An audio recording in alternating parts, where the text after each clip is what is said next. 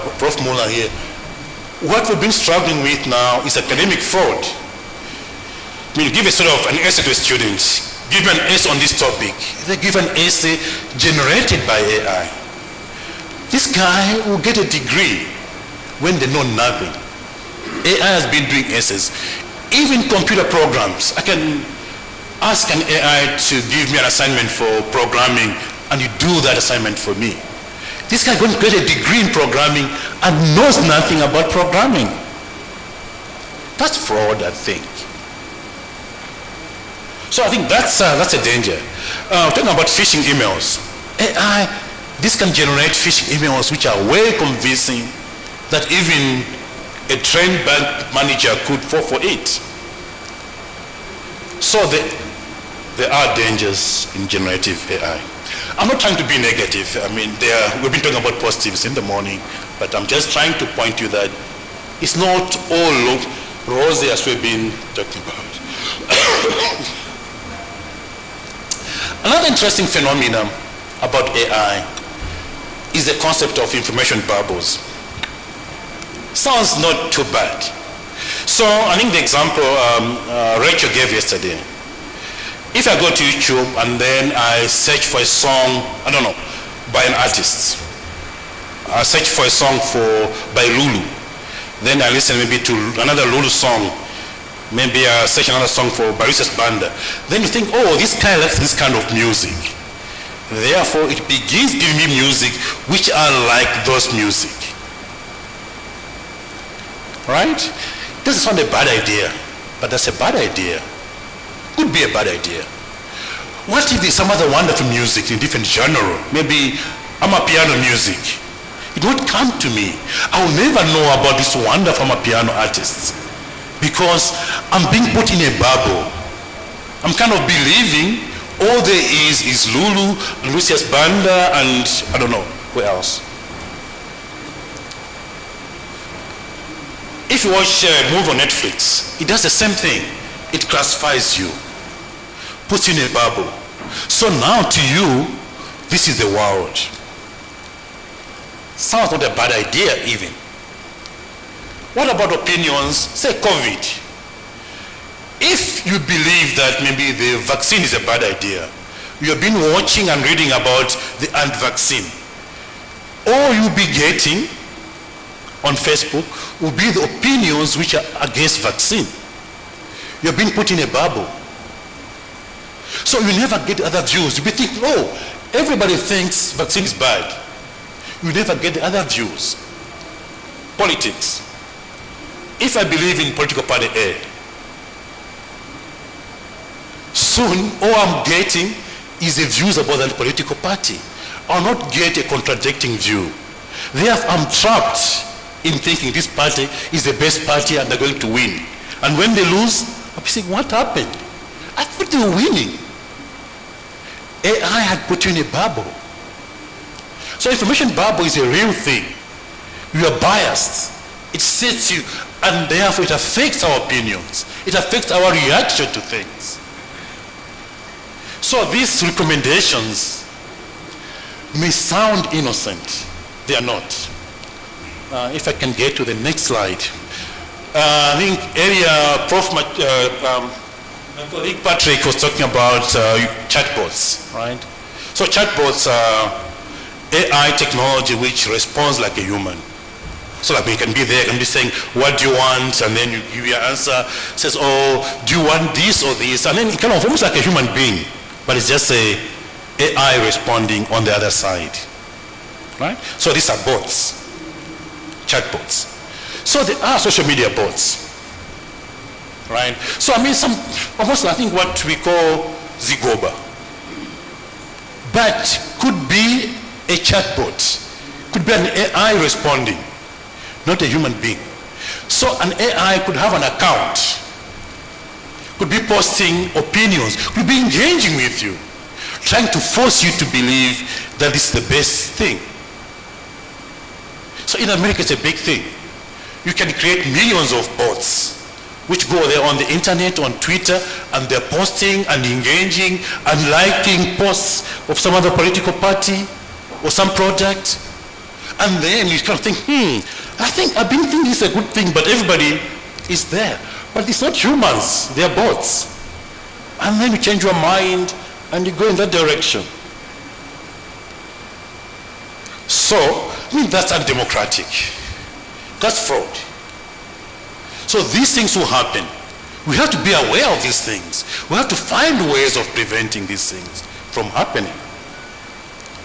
I think if we can get to the... So now let me move on to the concept. I have to be wrapping up again. If we move to the concept of Internet of Things. So what's IoT? So far, in the past, not so far. In the past, Internet was about computers to a server talking to each other. Now, with IoT, we are moving beyond that, right?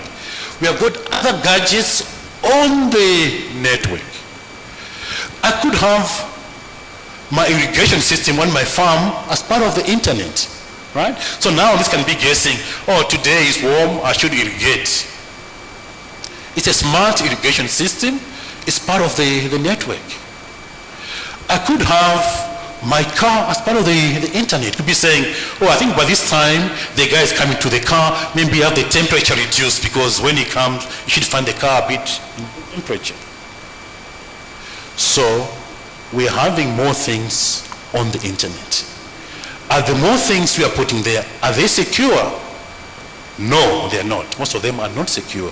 Most of them are vulnerable, putting the whole network, kind of compromising the speed of the whole network. I think let's go to the next slide. So for example, I could have a smart home as part of the Internet of Things, where maybe my coffee machine is smart, right? So it knows, or I think the guy's left his work now. He knows where I am, that now he's driving, is at the roundabout, he'll be home in 10 minutes. I should have the coffee ready. When he comes, the alarm is off already. I go into my house and the coffee is ready. Maybe it's even put on the table for me by a robot, I don't know. That's a smart home. Wonderful idea. But what if somebody hacks into my home? Because even my fridge could be saying, okay, now the milk is about to run out. Maybe we should order new milk. And the fridge can place an order on an online shop and the milk will be delivered at home. So if my system is hacked, somebody will find out my bank details, will find out my ID number, my passport number. Now they can hack into my bank and steal my money.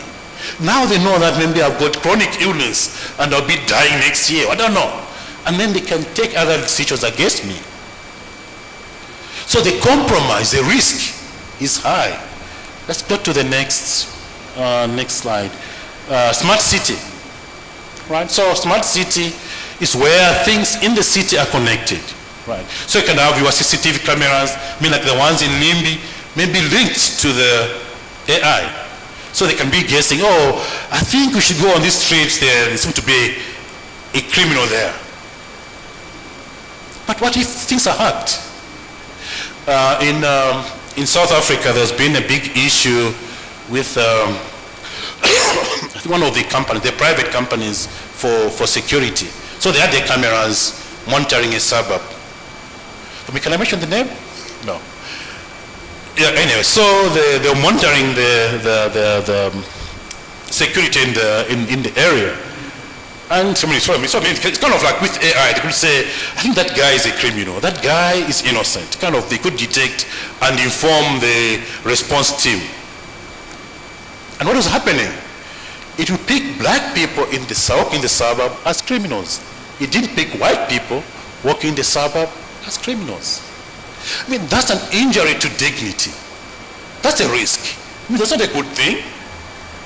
So when you think of smart city or smart homes, what if things are hacked? And then maybe for fun I could say, okay, what if I hack into the IoT for water boards? And then maybe just put too much chlorine in the water for fun.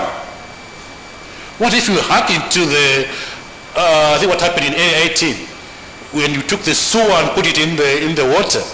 Maybe you could have done that through somebody hacking the IoT devices on the thing. So, yeah, think about that. I think let's go to the next slide. I shouldn't get too excited. I think just I put this slide based on the conversation yesterday. We're talking about IoT in medicine. It's happening.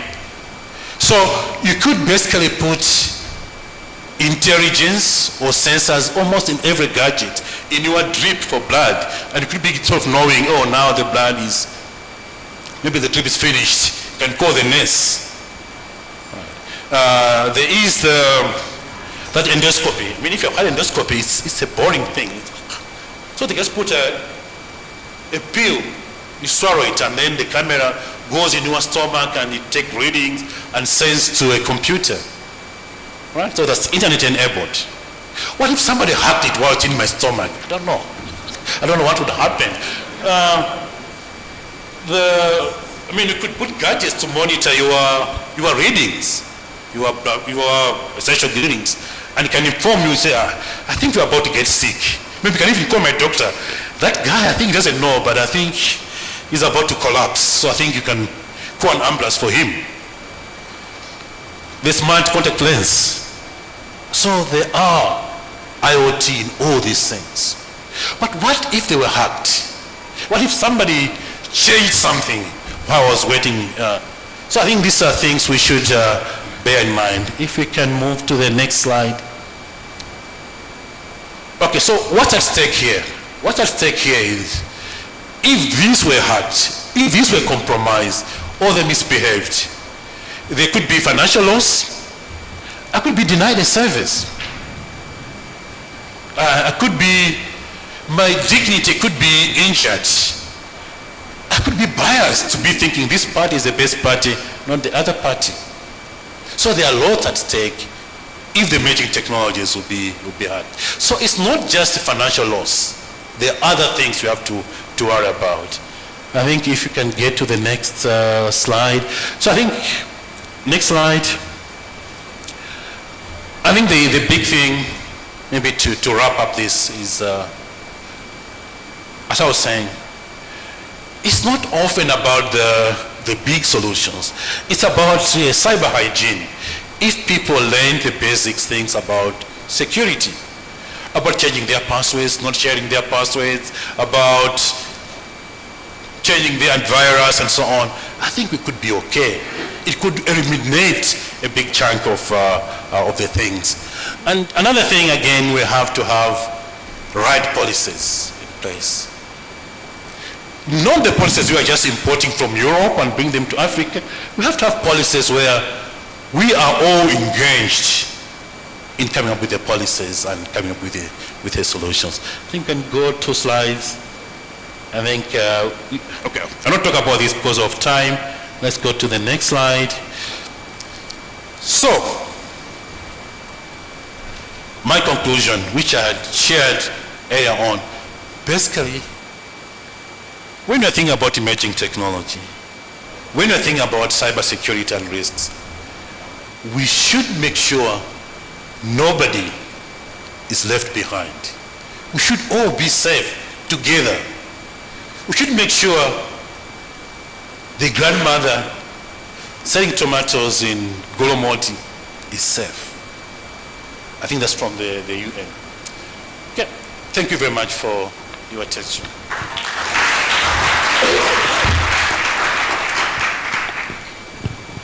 Leaving no one behind. And it suggests that emerging technologies are here to stay and there is no going back. Probably a loud round of applause would do. Thank you so much for that. So as I did mention at the very beginning, we're going to move into another panel discussion. This panel discussion is going to be led by my moderator is gone. Oh, okay, he's here.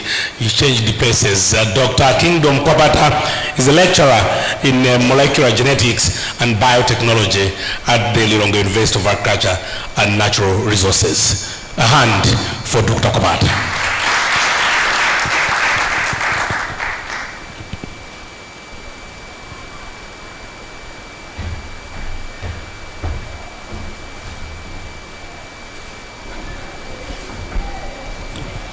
Thank you. I think it was a very stimulating presentation by Professor Jugona, which will allows heated discussion, which will be facilitated by the panelists, beginning with Mrs. Twambire Mwarwanda. She is the Technology Integration Coordinator at Mzuzu eHub and also a project manager. A hand for her. The second panelist is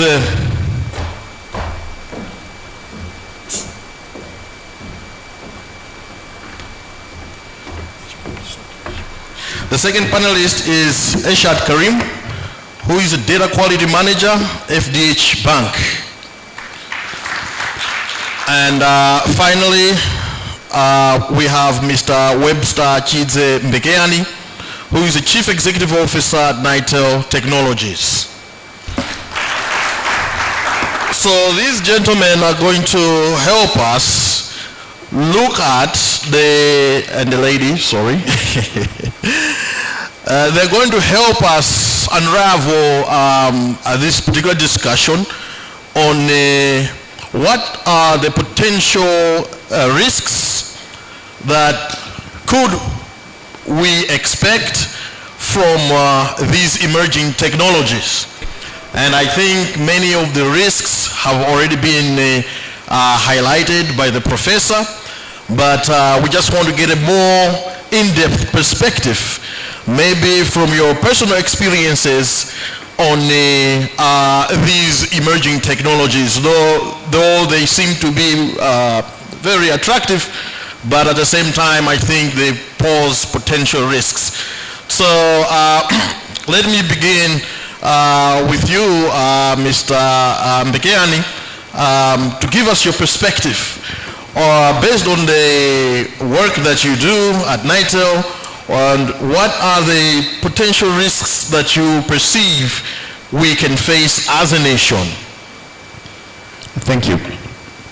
Maybe not just based on the work that I do at NITEL, but on my experience in general in the IT and in the financial services sector, and more specifically digital financial services.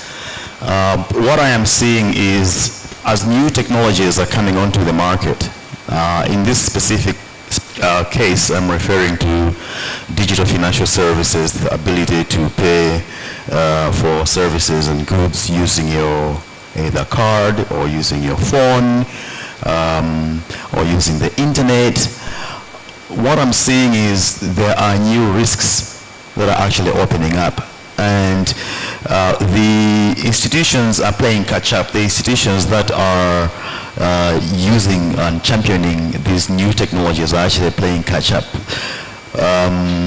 So traditionally with money, physical money, we know you put it in a pocket and then you close that pocket with a button and you know that your money is safe. Or you take it in a box with a security guard and you take it to the bank and you deposit it in an account and you know that that money is safe. That's the traditional ways of doing things. And with the emerging technologies, suddenly money has gone digital, and 2 years down the line you realize, oops, people are being fooled over releasing their passwords. People are being fooled over different devices. We had a colleague here who scared us this morning that he could make a copy of everybody's card in here. Emerging technologies are bringing about new risks, and I think it's very, very important that our institutions are championing emerging technologies.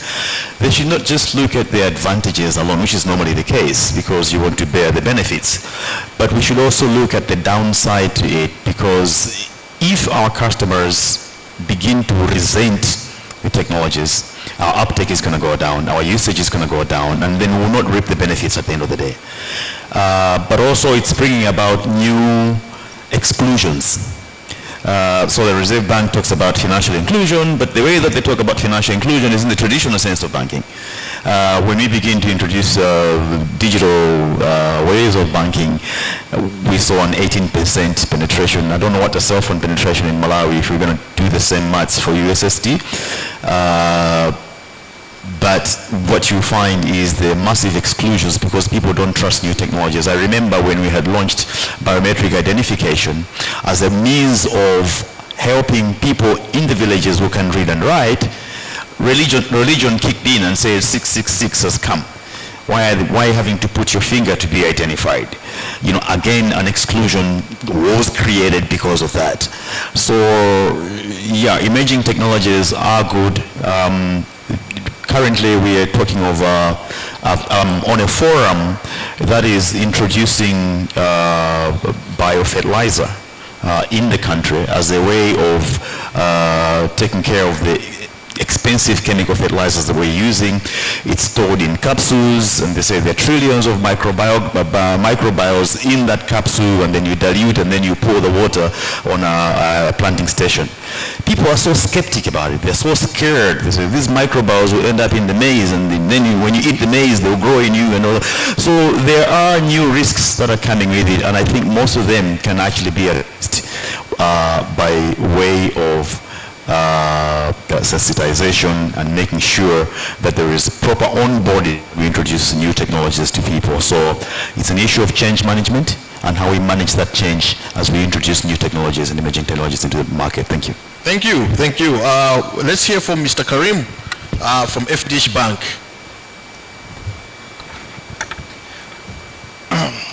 Thank you for having me here. I'll answer that question straight away on the risks. Two of them, expensive and loss of trust. That is all with my presentation. No, I'm joking.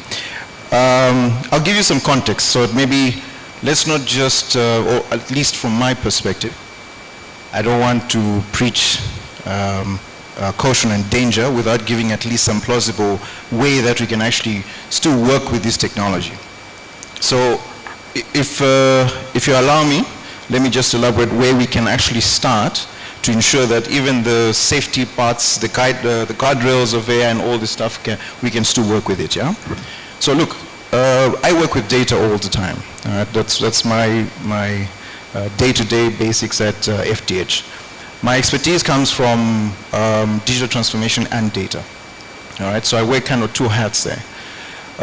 On digital transformation, which is what's on the M2063, as well as the Africa Union digital transformation agenda, it has one fundamental core to it, and that is data. So I'll give 3 points, and I'll circulate along these 3 points so that we can take away something. And this is the first one, data.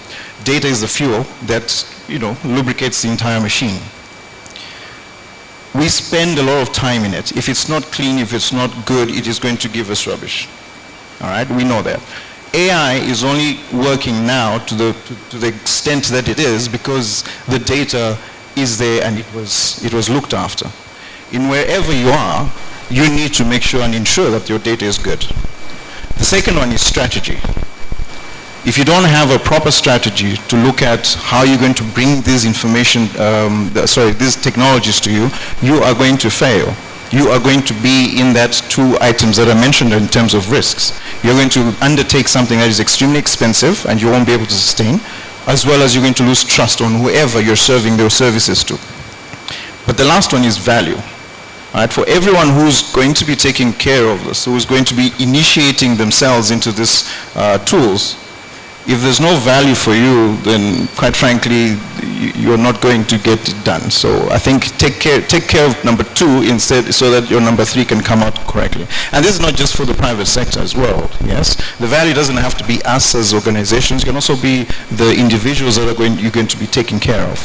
So with these 3, I think that the 3 areas of expensive undertaking and trust should be mitigated. Thank you. Thank you. Ms. Marwanda from EHAB, Zuzu. Give us your perspective of what are the potential risks of these emerging technologies from the point of view where you are working, maybe some experiences that you have had?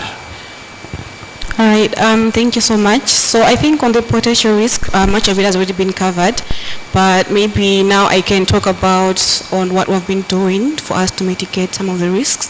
So the first thing, there's an issue around how do we have everyone in the future, because we're not going to introduce the emerging technologies because we would want to reduce this inequality gap that's already existing, and if we're going to bring in emerging technologies, there's a risk of it growing bigger. So how do you make it smaller as you are introducing the emerging technologies? So for us at Emerge Livelihoods, what we normally do, we do a lot of awareness campaigns around the communities as well as digital skills training. So we focus around making tailor-made for the target that we're working with, because we work with different individuals, from people that maybe have some kind of knowledge in computers, but also the people that have no knowledge at all in computers. So you have to have the right content for the people that you're working with, so that you don't leave anyone behind, but still you're still able to build the capacity of people that are at some kind of level. So for example, we do basic computer lessons, we do Python programming, but we've also incorporated talks around AI as well as cybersecurity, because if you're going to introduce people to technologies, we have the accountability for us to as well protect them and not just keep them exposed. The next thing is around, let's say, awareness campaigns, and which we look at it in different diagrams as well, whereby we try to categorize people depending on their knowledge as well as accessibility to information. So for example, in the past we have organized high-tech events such as a TikTok Partner Forum, whereby we bring in ecosystem players because we can't work alone. And I think it's been a topic that we've talked about today, whereby we're talking about partnerships and how do you bring in people around. So for example, for instance, this conference whereby we have different key players, we're here to discuss how can we move forward together. I think even on our own, we must continue these events as well as take out the key elements that we've learned and actually implement them and be able to track them to see if they're actually working. So that's one of the parts that we have been able to mitigate to try to reduce the gap, the inclusion gap. And I think in terms of some of the technologies that we've actually deployed in our communities, for them as well to be able to access information, even though they have some they lack the infrastructure or the resources, would be a keyword-based chatbot, whereby we try to now disseminate information to different areas of people. So I've been able to reach people in the rural area, for example, in Bolero, Rumi, as well as people far as well as Karonga, where maybe when we're implementing, we just focus on people in town. But if you work with the private sector, for example, the hubs a lot, that are doing an amazing job, whereby they go into the rural side and work with the people that side.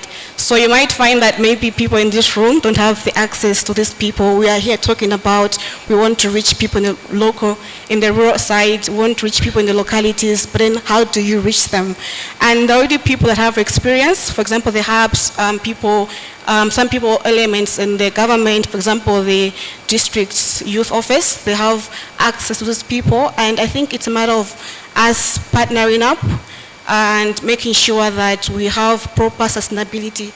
So the topic of sustainability of partnership tackles us being able to sustain what I've developed. So for example, you might have the infrastructure, you might have the resources, but you go to a place, you implement, you leave. What impact, you have done the impact, yes, but then how are you going to continue it?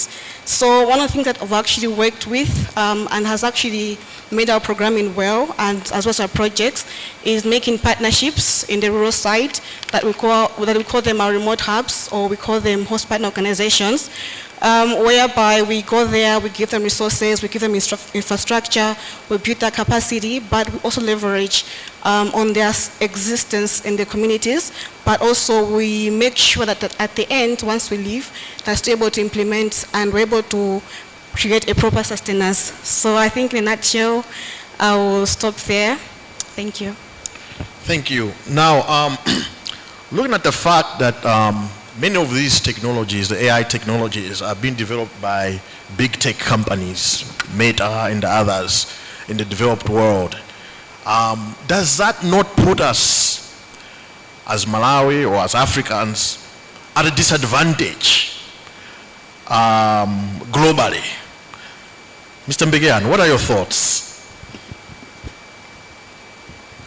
An interesting question. There was a discussion around that here yesterday, that Facebook is taking your data and you use Chrome browser and it's taking snapshots of your activity. I think Loisi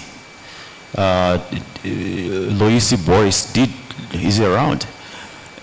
Yeah, did talk a lot, managed to scare a lot of us yesterday, but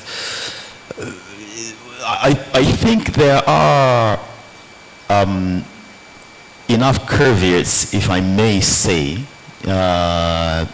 If you are in the technology space, you should know which technology is safe to use and which technology is not safe to use. We cannot make everything ourselves. I mean, we drive Toyota or Mercedes-Benz, which is manufactured in Europe and Japan. We use a fridge that's made in Germany, and the carpet is woven in China, and your shoes are made in Italy.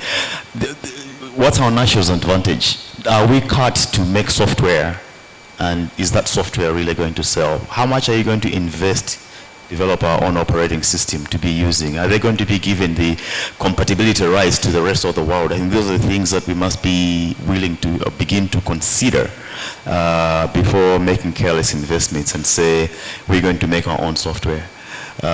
Yes, from a profit perspective, whoever is making the software makes the money, obviously. That's why they're into that business. So Google and Facebook will make the money. But I think we need to understand that we cannot make everything ourselves. Yeah, because Mr. Mbegean, for me, I'm looking at what Professor Wallace was talking about the Internet of Things, for example. Assume that we adopt such type of technology. Wouldn't that be a threat to our sovereignty? Somebody in New York or Silicon Valley somewhere is controlling everything here in Malawi. What would that picture or situation be to our national sovereignty? Are they really? Okay, I can invite people from the audience who can help me answer this question. But the question I always ask is, are we not just paranoid? Okay? Are we really not just paranoid? Are they really controlling? We've seen what the antitrust law did to Microsoft when they told them to disbundle Internet Explorer from Microsoft operating system because they thought they had too much control. The same antitrust law has kicked in again on Google, on Metaverse, Alphabet rather, to relinquish ownership of Chrome browser because they're too strong. I think they're hitting them more on, is it Facebook? Not Facebook, Facebook is Zuckerberg, but something else.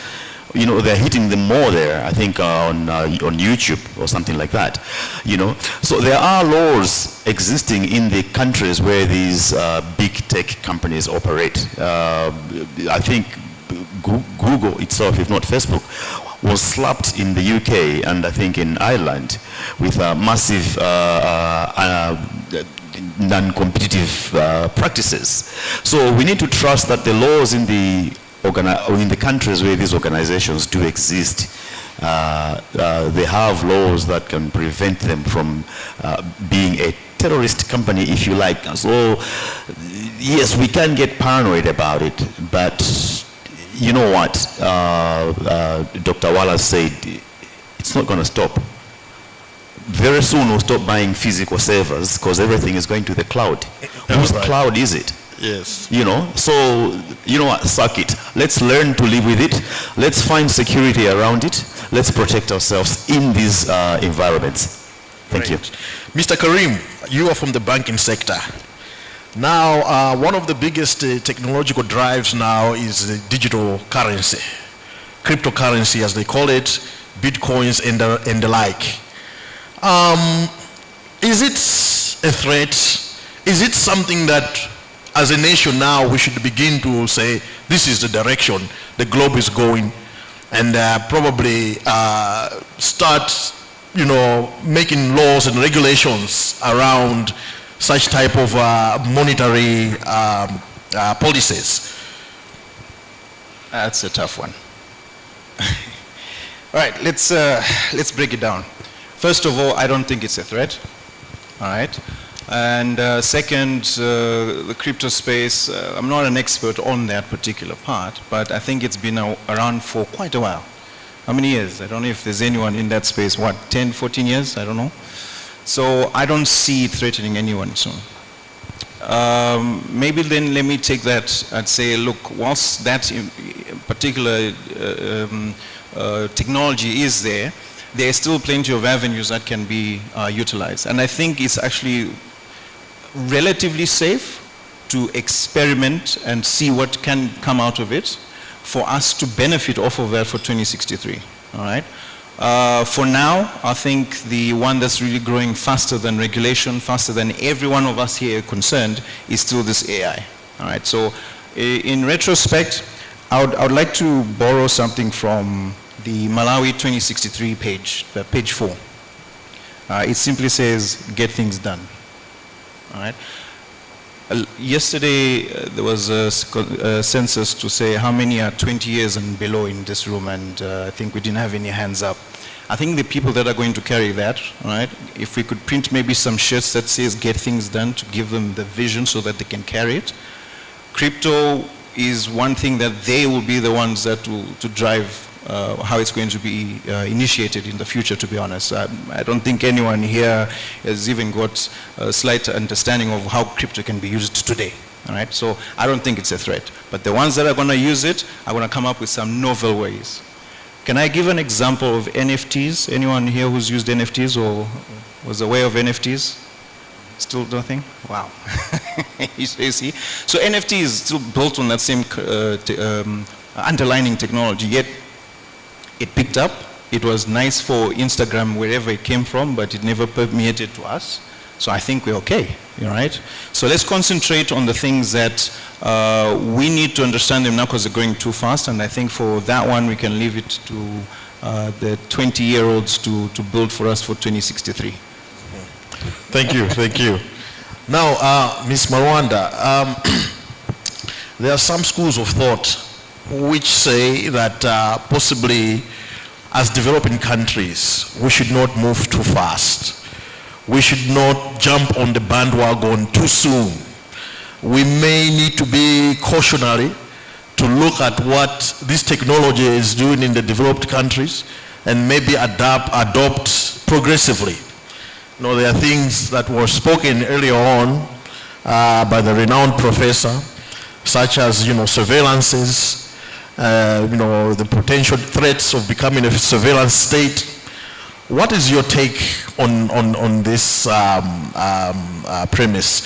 Should we move slowly, cautiously, or we should just jump on the bandwagon and make sure that we are leading in the process? All right, thank you. So I think to an extent we're already moving slowly because we're a bit limited with our infrastructure or resources. But in terms of us, if let's say we had all the resources, what would we do? We would obviously move fast. But without our own knowledge or without us willing to, we're moving slowly. So what I would say that right now is for us to actually have the mindset to catch up. We can't always say, oh no, we have to move slowly, let the other people lead. We can even take the leading role in implementing as well as creating awareness in our communities. So I would say there's no need for us to step back. We're already behind. We have to catch up, pull up our socks. We have to implement the policies we've been talking about. We have a lot of work to do, and we should put in more than 100% of work because we are lagging behind. Thank you. Thank you.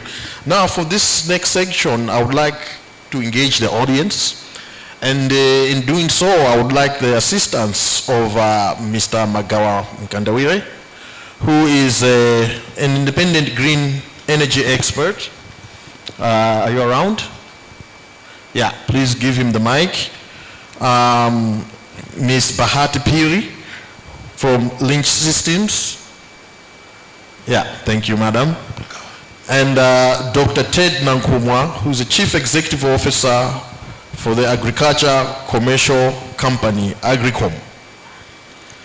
Yeah, so gentlemen and ladies, and the lady, would like you to assist in the audience engagement. And from the audience, one of the challenges that we are having with these new emerging technologies is that they are disassociating us from real life. We are being detached from society and glued to these technologies. Now, in terms of culture and moving forward, how do you think that is going to help or that is going to affect the nation in terms of the development of this country? So anybody from the audience?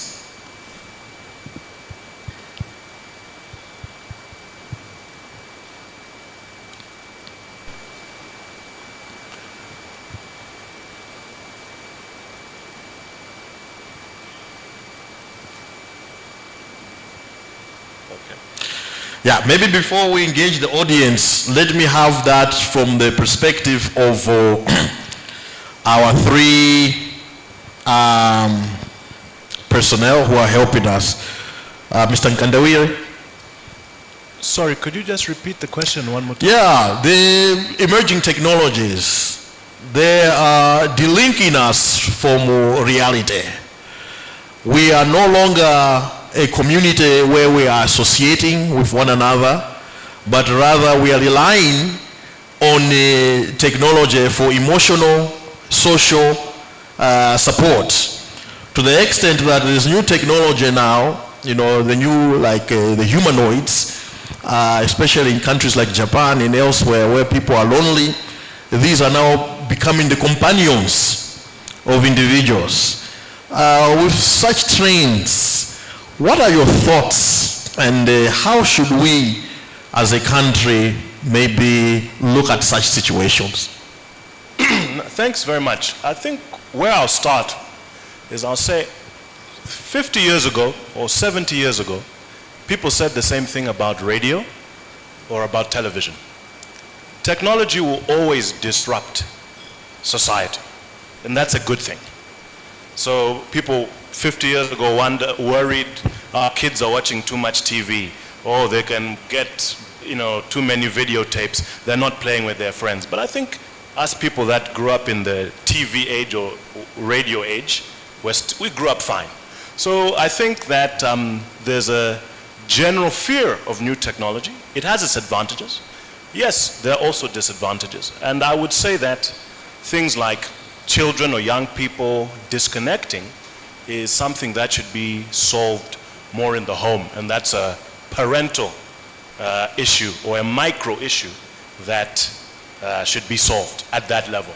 But when you look at it on a holistic balance, on the grand scheme of things, technology and its ability to actually connect us is far more positive than maybe the social negatives, because now we can speak to people much further away.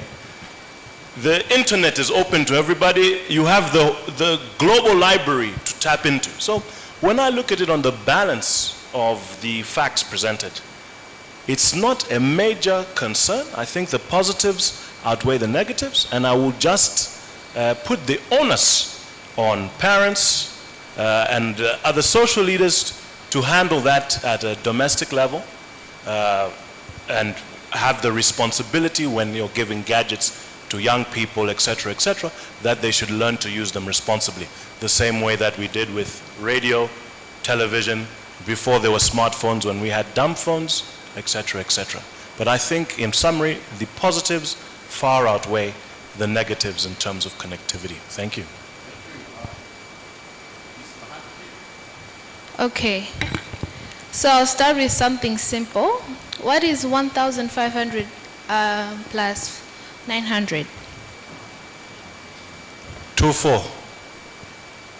What is 1,500 plus 900, in case you didn't hear me? 2,400. All right, so remember, AI started with a calculator, right? As we learned yesterday. So, but as you can notice that now we are over-reliant on a calculator. Some of us here couldn't even answer 1,500 plus 900. Even if I say 500 plus 500, you might know the answer, but sometimes you end up still going to the calculator. Now, let's go to autocorrect. How many people know how to spell now? Everywhere we're using autocorrect. If I would ask you to spell something here, a lot of us wouldn't be able to spell. Some simple words, we won't be able to spell them. Why? We're always using autocorrect. Another topic, creativity, art. So where is it gonna go now? Now you can go to an AI tool, you just type some description and it's gonna design something for you. Even the people that used to generate simple things like logos, there's so many logo generators, free ones actually. So where is our creativity going to go? How are we going to be using our brain in 2063? This is something that we should be thinking about. Now, he touched on how we are now disassociating with society. Yes, these emerging technologies have the advantages, but now this segment, we should really talk about the potential risks. People in the developed countries, they're using VR. You have teens who are spending the whole day on a VR machine. Is that really a good thing? What about this is 2024. What about a person in 2063? What would they be doing? We are already over-reliant on a calculator, something simple like that, autocorrect, something simple like that. But now, what will happen to the human brain in 2063? Are we going to be thinking for ourselves? So now, we have just moved into technology, right? If something just happens to National Bank, I know a lot of people in here will be angry. This is 2024. In 2063, there will be more things happening that are reliant on technology. When one small thing happens, what is going to happen to the world? This is something we should think about. Thank you very much for sharing that insight. Dr. Nankumwa, do you have anything to add?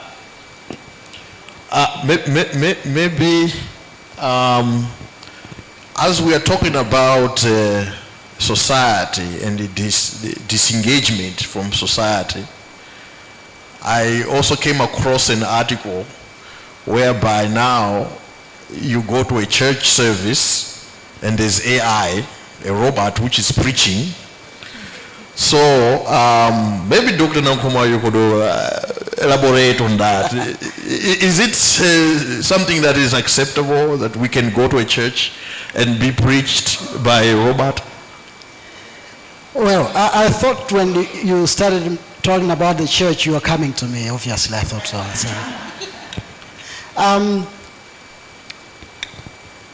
Dingoka in between them. If you eat nsima, too much of it, what will happen? Constipation, eh? So everything done in excess is a problem, but it does not mean we didn't see Masiabwin. So I'm just responding to my sister that side. Technology is important. We must embrace it, as my brother has said. There are things that we need to manage, obviously, but we shouldn't exaggerate the threat just because we fail to manage it. I am not a technology guy, but I think I was listening to what my brother Webster was saying in terms of intervention that comes to moderate things, and that's what we need. But let's look at the realities of the global state today. Let me go back to my field. Population growth rate expanding so fast, and we need to feed this population. In the morning, sister, I think Tandy, I don't know whether she's left, She talked about technologies. These are precision technologies that have come to create efficiency. That is helping us to feed the nation. If we don't do that, then we find that we are struggling with things that we need to be solving. God gave us the brains to also be thinking, but we need to manage the way we use the brain, not to become excessive in our creation. So I want to say that I've been to China. For the first time I witnessed a robot waiter, and I got concerned because that is now displacement, a robot taking up the job of a human being, right? Probably in China they can do that because maybe they are at that stage. If you bring that technology to a country like Malawi, then I think you're not smart enough, because we have a lot of unemployed people that need to be hired. So when we're using technologies, obviously you are balancing. You want to be highly productive, but at the same time, as the conclusion of my professor, where is Professor Chigona? Yeah, he concluded well. He said, leaving no one behind. So we don't want the technologies that we embrace bring disadvantages to other people. So it is a balancing act in my view. So we don't need to be scared. We need to manage the risks that come, but at the same time embrace the technologies, because we live in a global village. That's the way I would respond to that question. Thank you. Anybody in the audience who would want to add value to what has been spoken by the three? Yes, can I have the gentleman here? Maybe you introduce yourself. Thank you so much, Prof. My name is Kondwane Mtalimanja. I work for IAS. What I wanted to share basically is just a personal experience. And I want to agree with those that are saying we should not get too scared, because even if we get too scared, change is here. And we all know the only constant is change. So whether we like it or not, things will continue to change, but we need to find ways of how we can adapt. I have a job which is about remote working, and I call my job a COVID job. If there was no COVID, I was not going to get this job. But it's a job that basically answers what we are all talking about, because without the art of remote working, where I'm able to use the internet and few other tools, then I would not have been able to get a job. But the job that I do controls a lot of things that could bring down an organization. So what do I do in that space? I need to be responsible. I need to have the right defenses. I need to have the right set of mind. And like somebody else said earlier on, the human being is the weakest point within our cybersecurity or security framework. So we need to take measures. We need to be mindful and know that there are these risks. Just because there are risks, we can't stop using what we're using. And I always like this phrase, life is hard, but because life is hard, we don't stop existing. We still exist, but we find ways of how we can deal with the hardships that come with life. Thank you. Thank you very much. I want to react to Ms. Piri. She referred to the use of a calculator. And she said that it took away some of our abilities. So if you look at that picture, now you are showing me. If you look at that picture and you zoom it, by the end of the day, it's just numbers. You zoom it, there will be just numbers, zeros and ones, or numbers in any configuration. Do we really need to understand what those numbers are? All we want is the information that is there. So, come to think of a calculator. Some of us who went to school before calculators were using logbooks. How many of you remember the logbooks? If you were an engineer at that time, it was really tedious for you to solve any meaningful problem, because you had to refer to those mantissa and whatever. I am forgetting the mathematics. In short, what I'm saying is, this technology will not take away our capability to think, to be creative, In fact, it will empower us to do better things because we'll be looking at bigger things than the tedious little chores that we are doing at the moment. Let's embrace them. Please, colleagues, let's embrace the technologies for better Malawi. Thank you. Can I please respond? No, can I please Yeah. Okay, I think people have misunderstood what I was trying to say. The risk is over-reliance. So I use a calculator so that we can all be on the same page because we all use a calculator. I can't imagine that we shouldn't be using a calculator. That doesn't even make sense right now.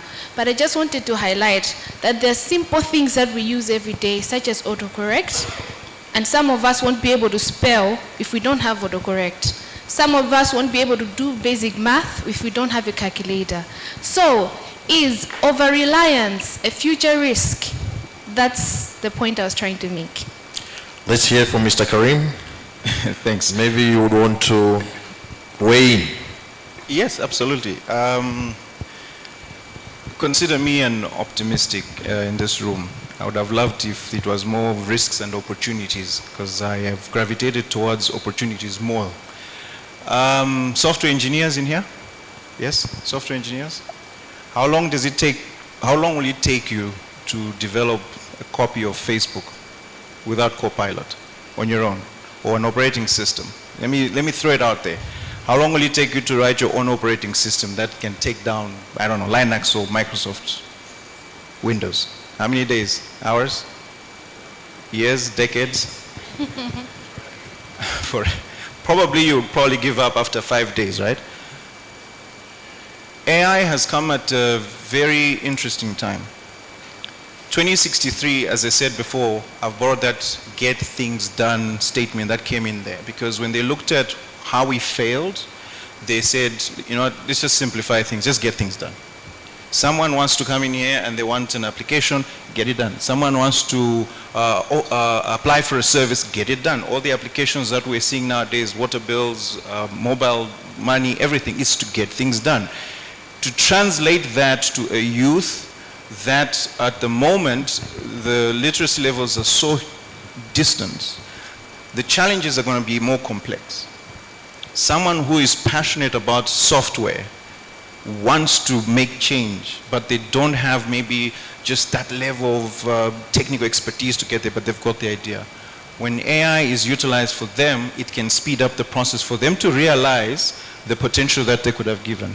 Someone else can pick it up there. But in other words, we're now moving faster. What I want to look at this is 2063 can be achieved even in the half the time. Right? It's what, 39 years, 40 years? Even in half the time, we should be able to reach some of those milestones quickly because AI is here. Let's utilize it for that. By the time we start saying, well, Microsoft is about to switch off the taps because they are now engaging in, I don't know, that country and our country, we're no longer in talking terms. This is a time for those developers to say, okay, fine, let's use AI to help us write down an operating system. That empowerment is going to be critical for us to get somewhere. So I'd just like to iterate on that. Whilst it's here, let's get things done. I'm not saying we should sideline the risks, but guys, let's sleep at 9 o'clock instead of at 3 a.m. and still deliver something. Thank you. No, thanks very much for that input. I think it's very clear that we need to use this technology, but to what limit? I think that's the question that has been asked here. I gave an example of attending a church service with an AI pastor. There could also be another example. We are having difficulties in our economy as a country, and much of it, without hiding, it's attributed to bad leadership. Now, there could be a possibility in the future where you have a ballot box, or on the ballot paper, you have an AI as a presidential candidate. Do we see this happening? I think it could be a reality. Yes, sir. Maybe you want to add in. Yeah, not specifically on your comment there, but just agreeing that there's a lot of evolution going on with AI, and we have to accept it. What we have to do is to make sure that we there is this word future-proof. I don't know if that exists or not. I don't think it's possible, but we have to try anyway. But the point I wanted to say is when I look at the presentations that I've seen, you know, emerging technologies, this costs a lot of money. When I look at, when I was bringing this young man into FDH, Eshad here, I had a budget for whatever I'm supposed to pay him. And he came to his boss and gave him a number. And the boss came to me and said, hey, I want this boy, but it's costing me. And in the end, we got him. He's not even a machine. It's a human being. When we talk about investment, most of the times, we always think machines, the cloud, the what. But the actual talent itself also, it costs a lot of money. I've got people here in this conference who are attending, brilliant young men, whom we've invested. Now, what am I trying to say? Then you've got the issue of the investment in the machines. The policy must align with some of these things. If we are to actually move ahead, and for government entities and private sector, the private sector to invest and spend the money that is required, then the policy must make sense as well.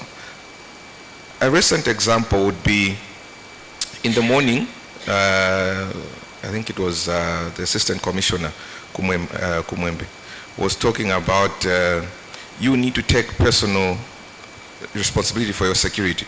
Someone gets tricked into giving out their details over the phone by the Airtel guys from, okay, let me not say Airtel, by the guys from Zomba, by the guys from Zomba, and they lose money.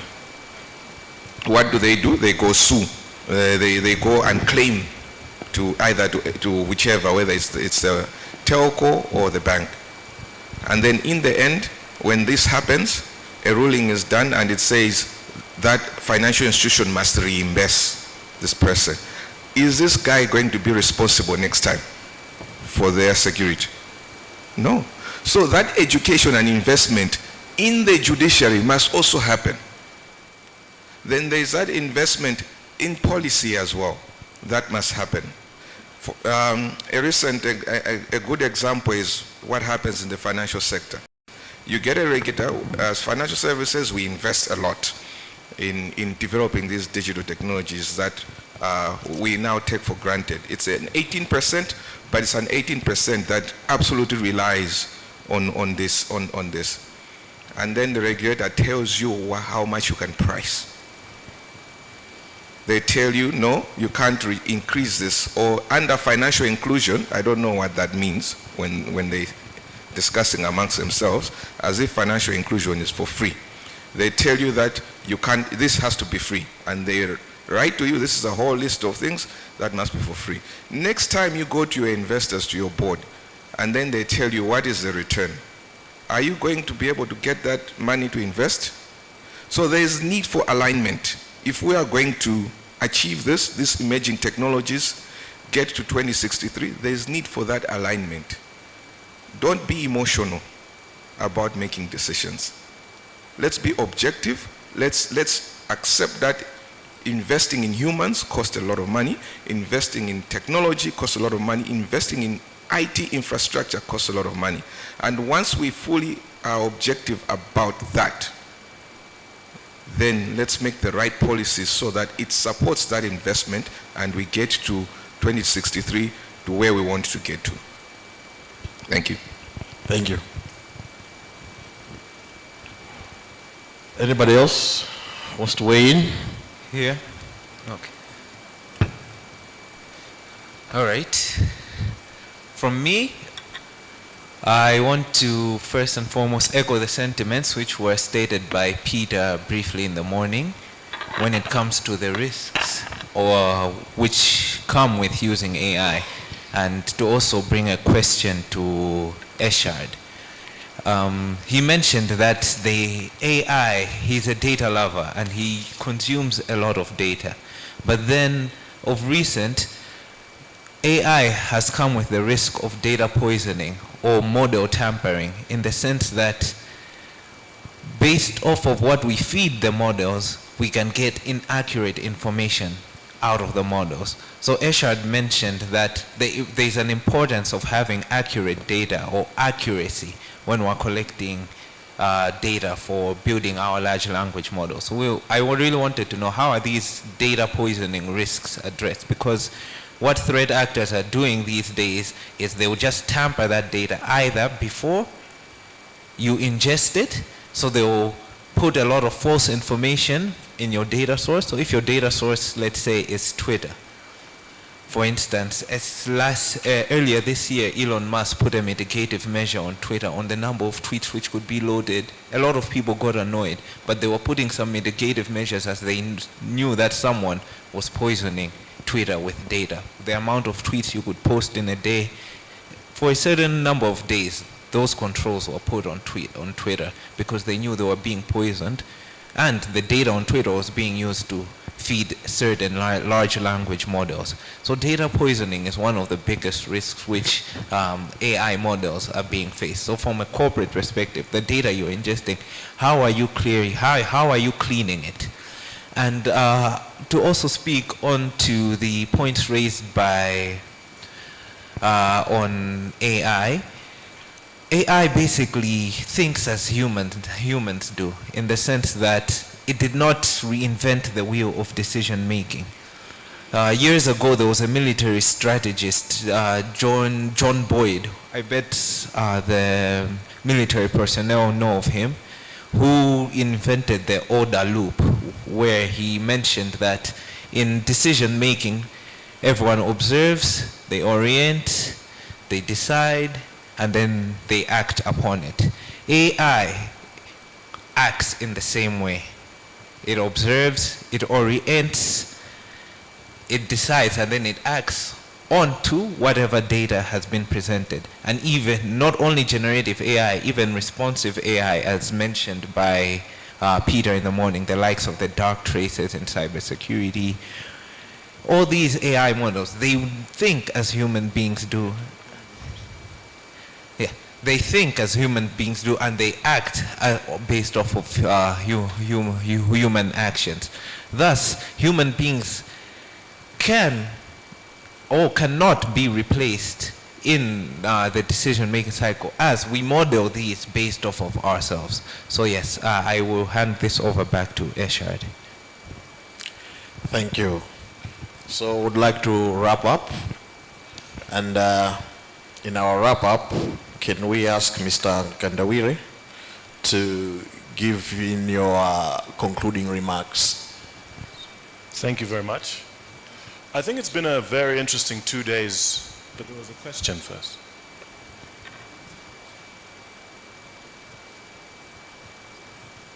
Can I answer the question?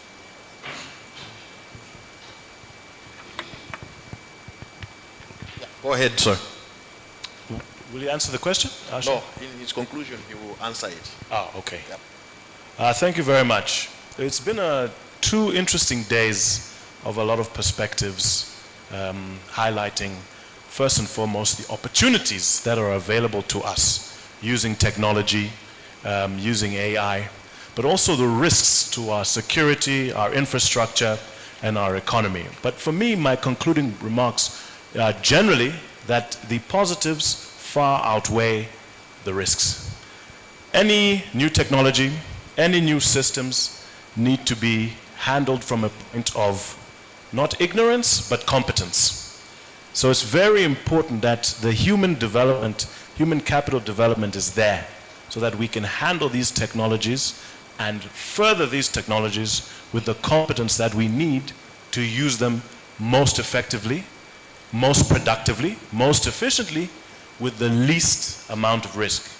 Malawi does not exist in a vacuum. Everybody is moving forward. You can't be left behind.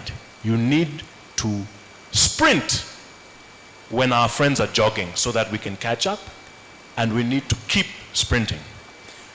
Technologies, simple technologies like M-Pesa in East Africa have shown that African technologists, data scientists, engineers have a global presence and a global role to play in technology, in the cyberspace. It's not about waiting for something to come from Silicon Valley and ingesting it. It's our role, it's our responsibility, it's our duty towards 2063 to make sure that we are valuable, functioning, competent, efficient users of this technology, because this is the way the world is going and we shouldn't be left behind. Thank you very much, sir. Ms. Piri? All right, so we learned a lot through these past days, but what I want to say is AI is amazing. It's helping us, a lot of people, because as Ishad was saying about developer, I'm actually a software developer myself. So contrary to the topic that I wanted to speak about, because it was a risk, it seems like I'm not a tech enthusiast. No, I actually am. I love AI. But here, I really wanted us to focus so much on the potential risks. So my concluding remark would be, as we're ending this, maybe we can create more spaces where we actually discuss these risks in further detail and actually come up with solutions. We've said so much, but I don't know about the solution side. So my conclusion is, let's talk further and discuss how we can actually mitigate these risks. Yeah. Thank you. Dr. Nankumwa. Yeah, thank you. I've really benefited. I'm not an AI guy or technology savvy person, but at least I'm a user. I've learned a lot, especially the two presentations, I think one in the morning and the last one. I think the one by Professor Kanjo, is it Kanjo? Yes, and the last presenter. The potential that the country has, but also the risks that we have. The risks, especially if we don't play a quick catch-up game. Because I know that to maximize the technology gains, we need more investments. Not only in infrastructure, but also the human resource that we need. Now, when I look at the public schools, for example, our LEA, is it LEA? LEA and full primary school. What are the things that we are investing vis-a-vis compared to what the same level of students, same age, are getting from private schools and what others are getting outside Malawi? Yet we live in the global village. Do we think we are producing people that will be competitive at global scale? So that's my worry. Now, what would that create if we don't do the right investments? It means the marginal output of our children would be lower. And obviously, I think somebody said they took a study and found that there are a lot of Nigerians getting a job. I think that was in the morning.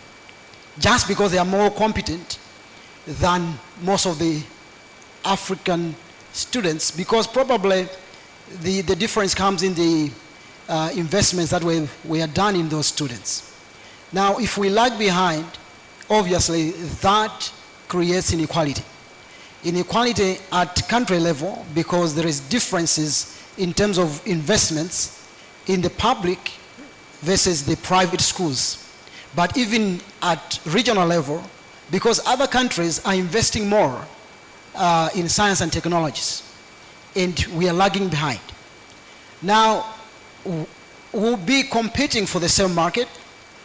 In terms of production, we'll be less productive, and we are already low in our technologies, less productive, and others are more productive. And that creates even more imbalances when you look at the trade balances, because we can't compete at the global scale. That increases levels of inequalities. So it leaves the country more vulnerable if we can't take this discussion that we started more seriously. I think when Mpinganyira talked about the policy, the guiding policy, if that is not available, then I think what we are doing here probably might not be as fruitful in the end. So, but this is an important discussion that we've started. How do we case it to continue with it that now it leads to more decisive things like investments that we need as a country. So I think this is a beginning, but I think we should be thinking how do we take this discussion forward to make sure that we are also ready to compete at the global scale. Thank you very much. Thank you very much, Dr. Nankumwa. Now to my distinguished panel, your concluding remarks. Should we be afraid of AI? Will it take over the globe? Let's start with Madam Marwanda. My closing remarks would be around we shouldn't be afraid, we should adopt. But also in the adaptation, we should now focus on the people, because if you were hearing the discussion around, I think much of it goes around the people, whether we're going to leverage the technology, whether we're going to adopt it, whether they're high risks, they are all revolving around the people. So what we should also think about as we are making budgets for technology, we're developing new technologies, where do we place the people in this discussion from the leadership position, whereby the people who make the decisions or make the rules or the policies, as well as the people that are going to implement and actually use these technologies, where are we placing them, and also what context is it all going to work together for it to actually work out in the end. So the risks are there. I actually agree with what you were saying. The risks are there, but the positive side outweighs the negative side. So let's go ahead, adopt it, and we will achieve our goal at the end, and we're also going to be on the map, and we're going to increase the livelihood. Another part, I think it's putting value in the tech for people to actually adopt it. So what value are you bringing in to all groups of people, whether the leaders or even someone who is a farmer in the village or someone who's a taxi driver? When you're going to talk about technology to them, what value do you place on the technology that they're going to use? Not everyone can be tech savvy, yes. There are people that are actually into, say, vocational skills. How do you bring in the topic of technology to them and ensure that they're also protected at the end? So I think having a proper ecosystem whereby we are using the skills that we have, whether it's farming or any skills that we implement, we have the talk of technology and we make emphasis on the value it's going to bring to the people's livelihoods, first and foremost, and to the Malawi's economy. Thank you. Thank you. Mr. Karim, your concluding remarks. All right, thanks. Allow me to finish my concluding remarks with a prediction or a challenge, depending on who's going to see this. But first I'll start with answering Mr. Milazi's question on data poisoning. All right. Now, maybe just a disclaimer. I think there was a comment yesterday that we always say is we in the future, we're going to do this, we're going to do this. Can I just start saying that we are doing everything I've spoken about is being currently done, all right? In our organization, we're doing this. Now, Mr. Milazi, on the risks of poisoning, remember the three things I spoke about: data, strategy, and value. So I'll start with strategy. We understand the models that are there. I mean, we all know the big ones, ChatGPT, what else? Llama, I don't know. All those other ones. There's quite a lot. We understand what the models can and cannot do, and how much of, maybe they might help, maybe they're too overpowered, and so on. So our strategy, we demarcate the ones that we want for a particular solution. I'll resonate what Mr. Williams said: emotion should not drive us, all right? Let's objectively approach these models that we want.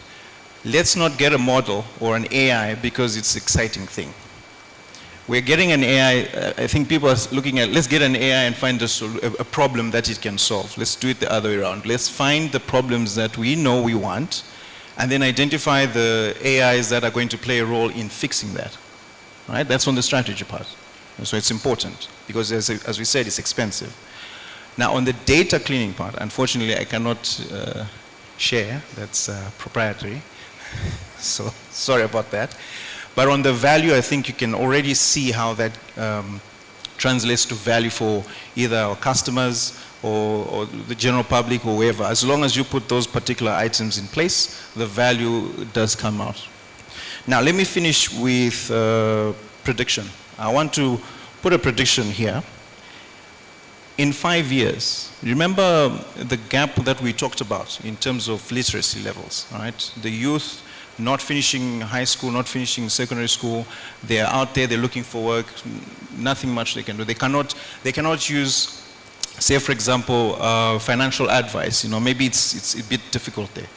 I would like to predict that in 5 years, there's going to be an app, all right, and this is how it's going to work. So you're getting this advice for free, all right?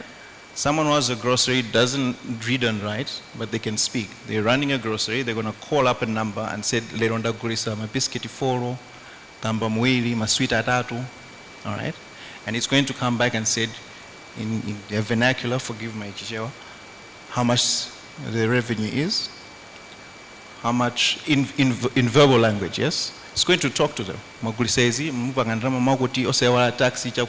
they can talk to this as if it was a person every single day. That is my prediction. Thank you. Thank you. Mr. Mbekean. Thank you. In concluding, whether we like it or not, the narrative has changed. It's not changing. It has changed. And it will continue to change. Let's not be afraid. Technology, there are people behind technology. There are people that bring about these technologies we're talking about. There are people that are continually creating new AI tools and so on and so forth, both good and bad. There are people behind technologies. You and me are also behind some crafting of technologies because of the stuff that we put on the internet. People know that there are the things that are required. Technology is uncomfortable because it's change. It's always going to be disruptive. We better start getting used to being disrupted. We're talking of self-driving cars. It looked like a dream. They're here. We thought electric cars would never come to Malawi. They're here. These self-driving cars will also come here. We have cars now in Malawi that cannot cross the yellow line on the right if you program it, on the left, and the white line on the right, unless you indicate. The VW Touareg does that. It's here. Technology is here, and it's here to stay. What we can do is change our mindset and accept and begin to use it and begin to become advocates of this change so that we can prepare the generations behind us not to be resistant, but to be receptive and to embrace technology and move forward. Because if we don't, we'll be overtaken. If we don't, people will come here to become doctors because new technologies have come that current doctors cannot use because they were busy being resistant. And we will become obsolete. Technology is not waiting for anybody. Technology is here, it's here to stay, and it's a wave, it's a revolution. Let's ride on this wave and make the most out of it. Thank you. Thank you. So, in conclusion, I think it's clear that AI is here to stay. It's disruptive, and there are things that maybe we have to accept, and probably other things we have to be cautious. And that reminds me,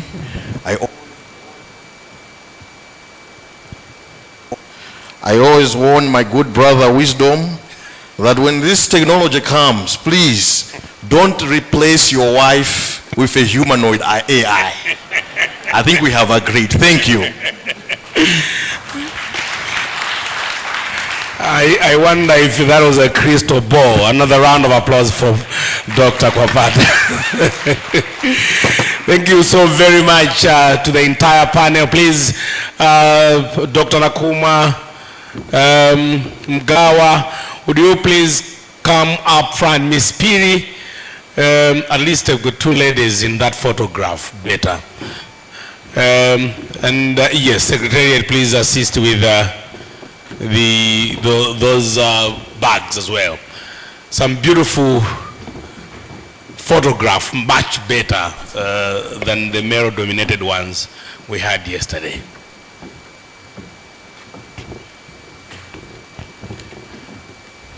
We are getting very close to the end. Yes, Mgawa, if you could quickly come up front.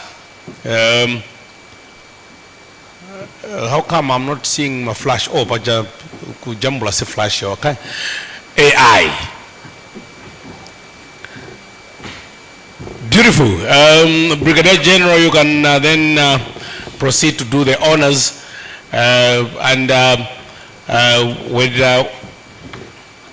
When you're done with that, I will request that you don't leave the stage, because now you will need to take us briefly through key takeaways as we await for the very final closing formalities.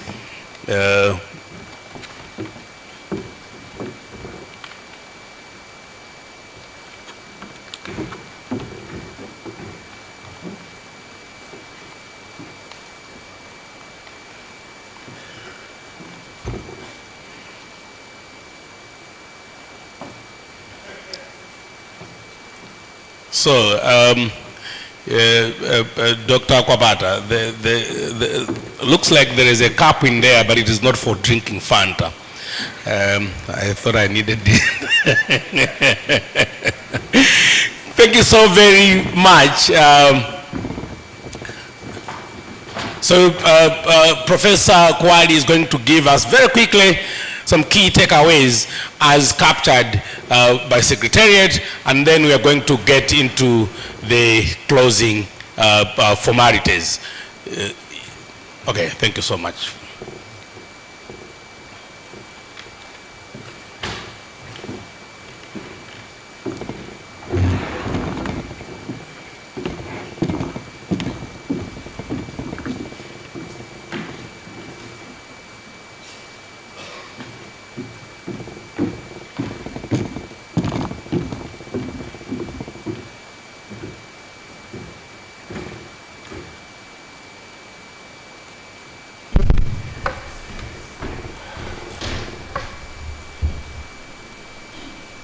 Let me start by thanking each one of us, distinguished speakers, esteemed participants, ladies and gentlemen.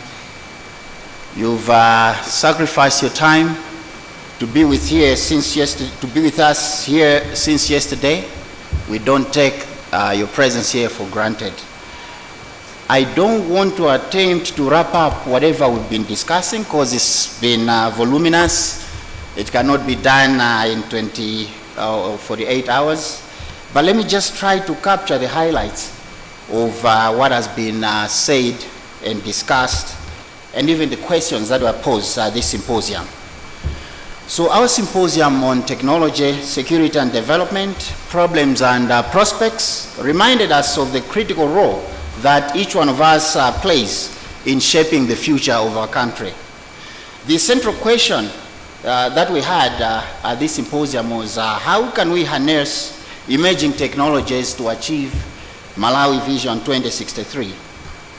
Throughout this event, we have engaged in a thought-provoking discussions and explored innovative solutions to some of the most pressing challenges facing our country. The discussions, you agree with me, distinguished participants, have provided us with a deeper understanding of the opportunities ahead and highlighted the hurdles we must overcome to create a prosperous and secure future for all Malawians. Just to give you a summary of the discussions. Tech, may you please assist me to beam the paper? So technology has brought with it a trilemma, raising moral, legal, and ethical concerns. We just heard from Dr. Teddy Nankuma advising us that the double-edged sword posed by artificial intelligence requires a balancing act to manage risks. Malawi, at the same time, is playing catch-up in the technology space.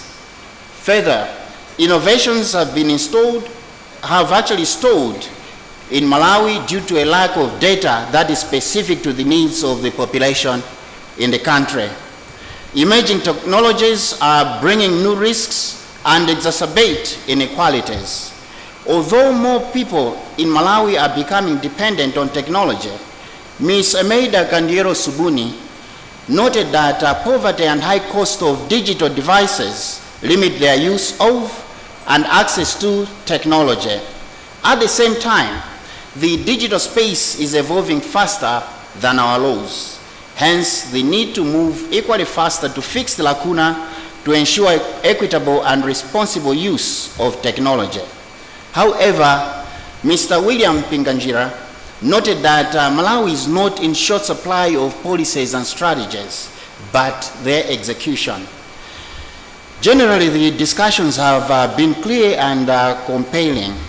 For example, you see, we've noted that technology is a driver of development. We have also seen how emerging technologies are not just tools, but powerful enablers of progress.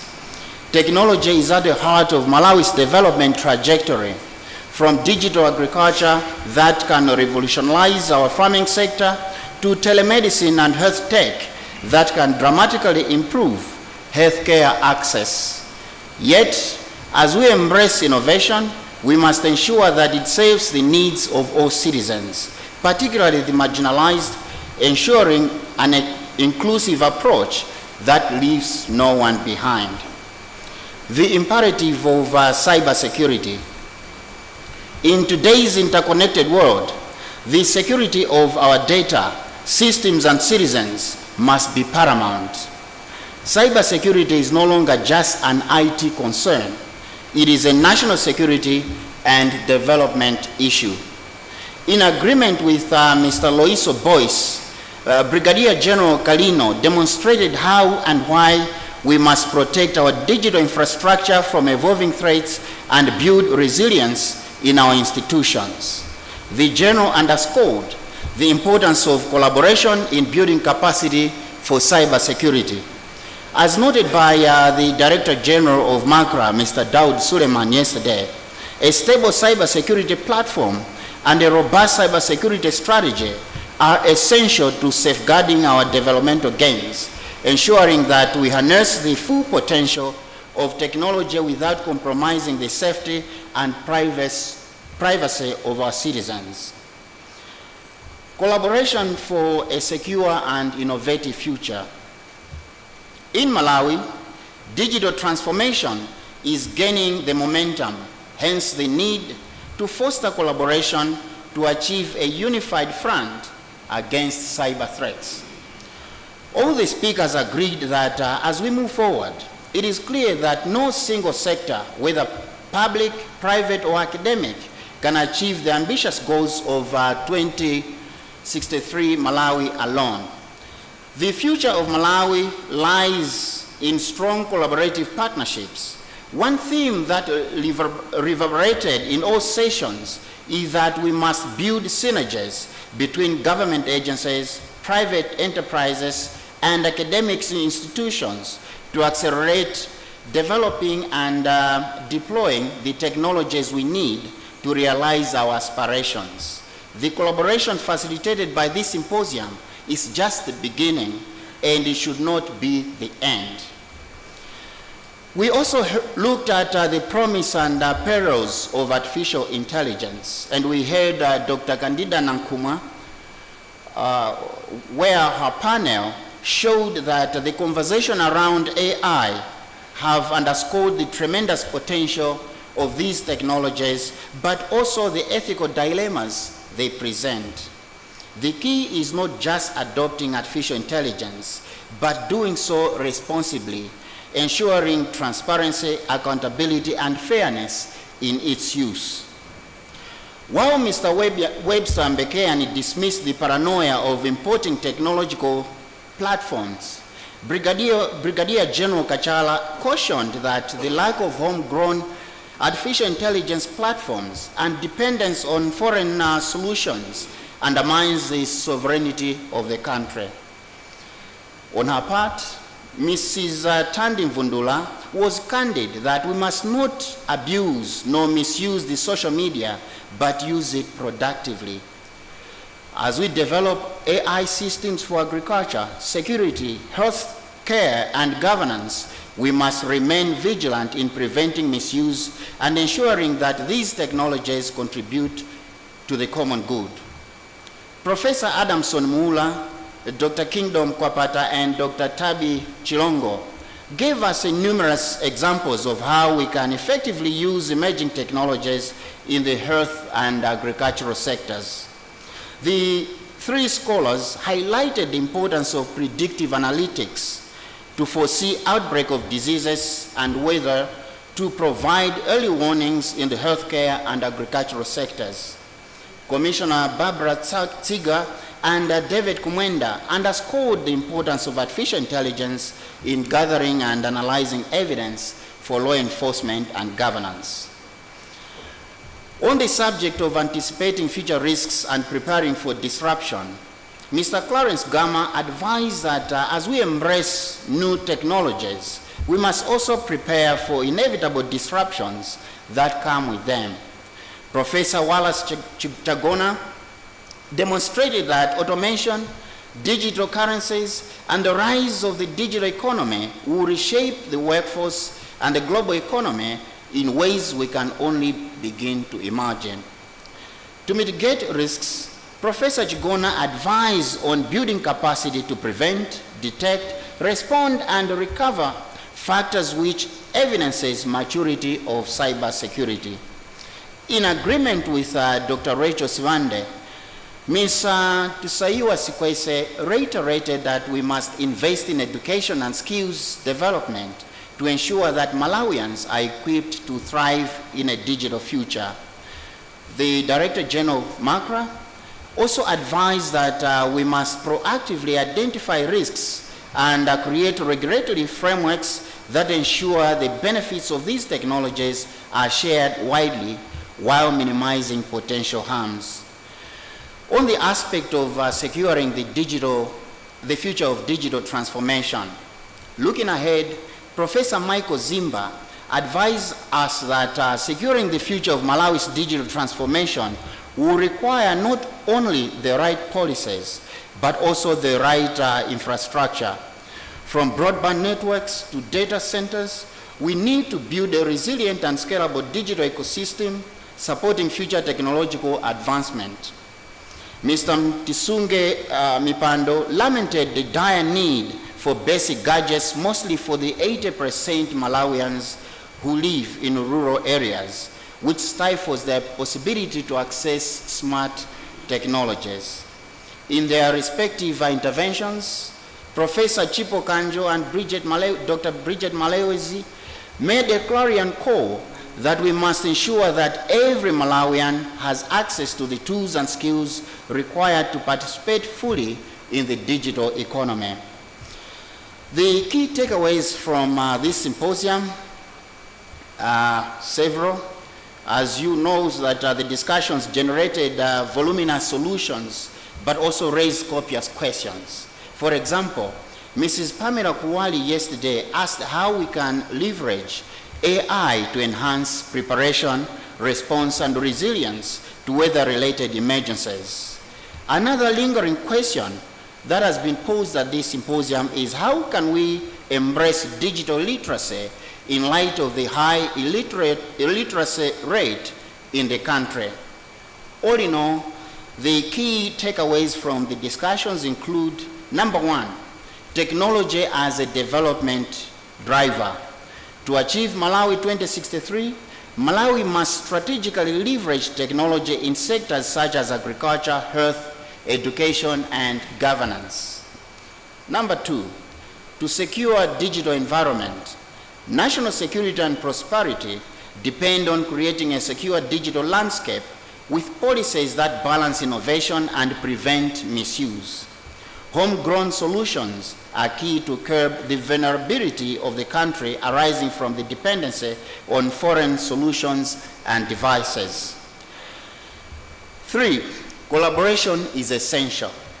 Effective technology integration requires strong partnerships between government, the private sector, academia, and the civil society. The private sector should invest in developing digital literacy and building capacity for developers. 4, inclusive and sustainable technology. Technological progress should benefit all citizens, especially marginalized groups, and be environmentally and socially sustainable. Number 5, strong policy and regulation. So robust regulatory frameworks are needed to manage the rapid pace of technological change and ensure ethical, secure use of technology for national development. Recommendations. 1, cybersecurity, national security and development. Cybersecurity should be regarded as part and parcel of national security. A robust cybersecurity framework is essential for protecting critical national data and infrastructure from growing threats. Building cyber resilience. Malawi must defend against cyber attacks and ensure rapid recovery to maintain national security. Cybersecurity capacity building. We need to invest in skills development across public institutions, businesses, and the workforce, which is key to mitigating risks and ensuring safe digital transformation. Public-private partnerships. Collaboration between the government, private sector, and academia is crucial to developing innovative cybersecurity technologies and policies that contribute towards the achievement of Malawi Vision 2063. 2, under the session on development decoded, leveraging technology to achieve Malawi 2063, there are basically 4 points. Number 1 is technology as a development catalyst. Emerging technologies like mobile solutions, smart agriculture, health tech, and digital infrastructure should address key developmental challenges in Malawi. Inclusive development. Technology must be used to ensure equitable access to digital tools and connectivity, especially for marginalized populations. Digital agriculture. Technologies such as precision farming and drones can enhance agricultural productivity and food security. 4, policy alignment with Malawi Vision 2063. Technology solutions must align with Malawi 2063 to foster economic growth, good governance, and social well-being. The 3rd recommendation under the session of health, wealth, innovation, and technology for inclusive growth, we captured 4 recommendations as well. Number 1 is that of health tech as an economic driver. So innovations like telemedicine and AI can improve rural healthcare access while contributing to economic growth. Tech-driven healthcare solutions. Technology should expand health service access, improve supply chains, and boost health outcomes, particularly for vulnerable populations. Inclusive growth. Affordable, accessible healthcare innovations can reduce inequalities between urban and rural areas. Cross-sector collaboration. Partnerships between the public and the private sectors are essential for integrating technology into healthcare systems and reaching undeserved populations.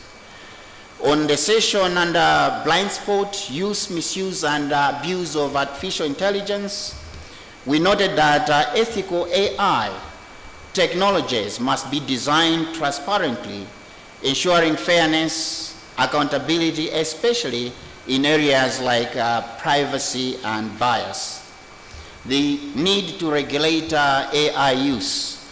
Malawi must implement strong regulations to ensure artificial intelligence is responsibly used in sectors like healthcare and governance.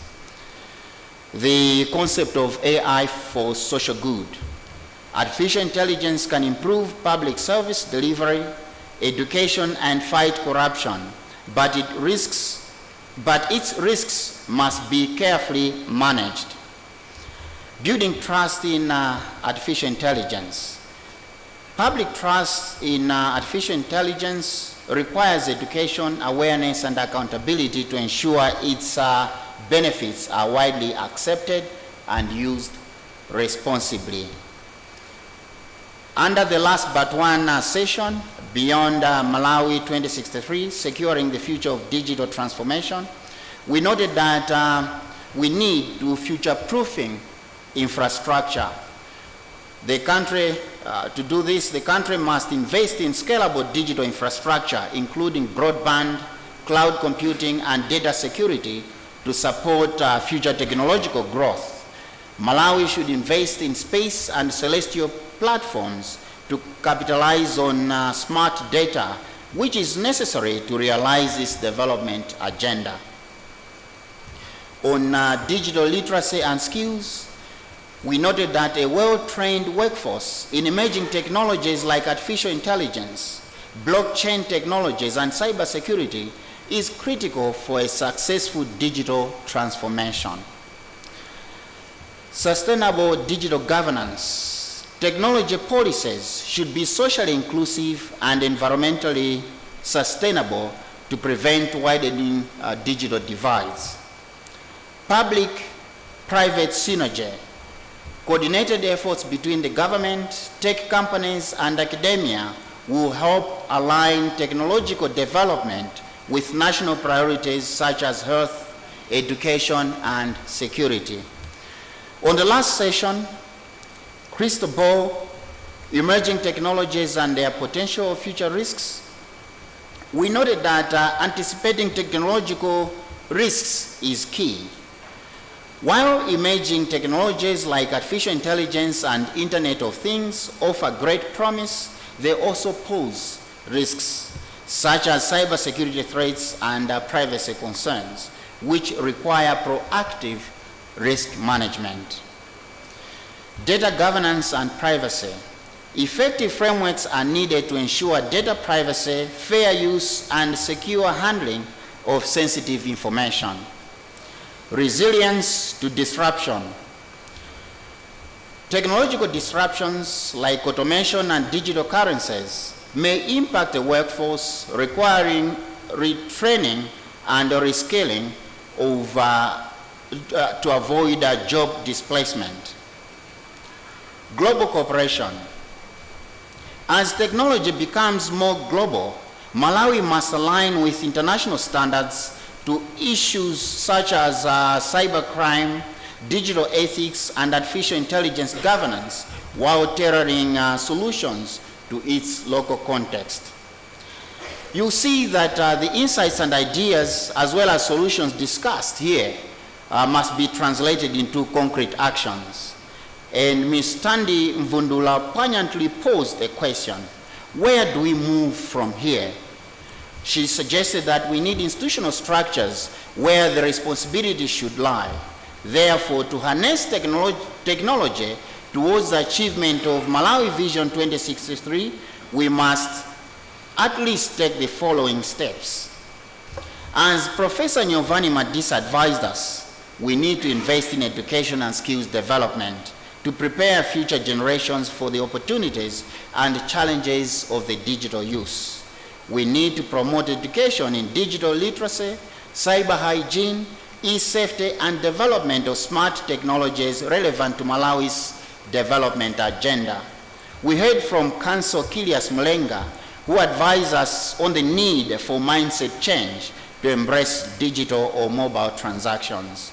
We also agree that we should strengthen our regulatory frameworks to ensure the ethical use of emerging technology.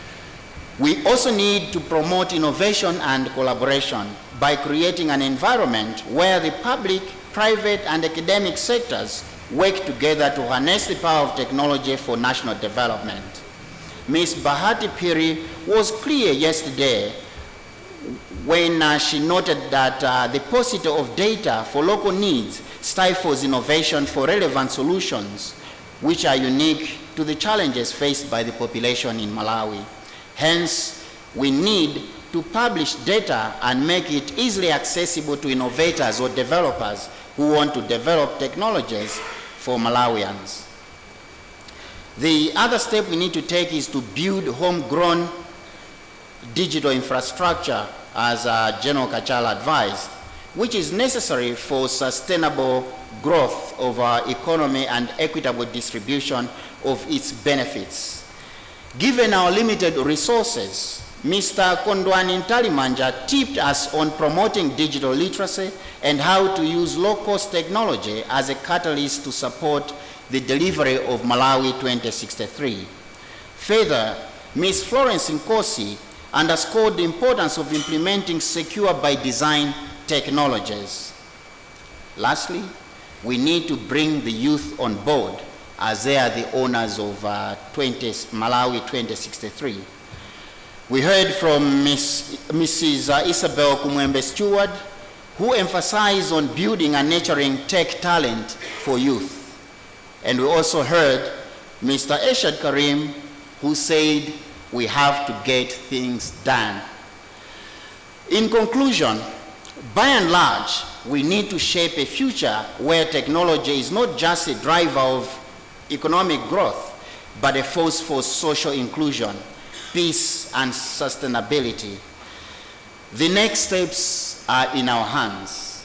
If we join hands, we can leverage the full potential of emerging technologies to create a secure, prosperous, and inclusive Malawi, a Malawi that is fully aligned with this aspiration of Malawi Vision 2063.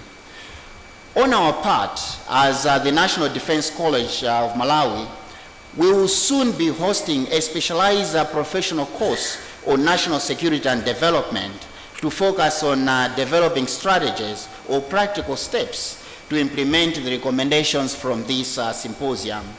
We would like to build a community of practice of all-rounded defense and security experts who are able to connect the dots in leveraging technology to enhance security and achieve sustainable development in the country. Finally, I would like to thank all our speakers, participants, and partners for their invaluable contributions to this symposium. As Dr. Andrew Jamali said yesterday, let us now take what we have learned here and turn it into action. Thank you so much, and I would like to, and I'm actually looking forward to continued collaboration to build a brighter future for all Malawians. I thank you so much for your attention, and this draft summary will be circulated to all for your input. Thank you.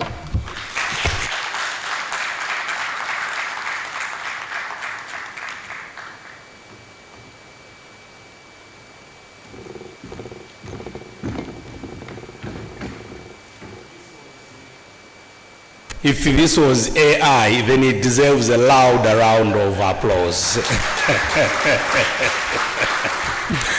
I guess the Secretary did a very beautiful job capturing at least the back of that which was discussed here and giving us a good picture that probably this was not just like any other talk shows. We probably could be prospecting a future out of that which was discussed here.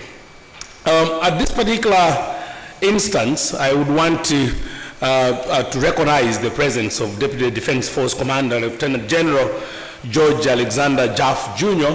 The work that you left us with yesterday is concluding at that particular point. And I did want to mention here, Lieutenant General, that we wanted, as you did yesterday, launch us here to send us out of here. I would like, at this particular moment, to invite you for your closing remarks. General.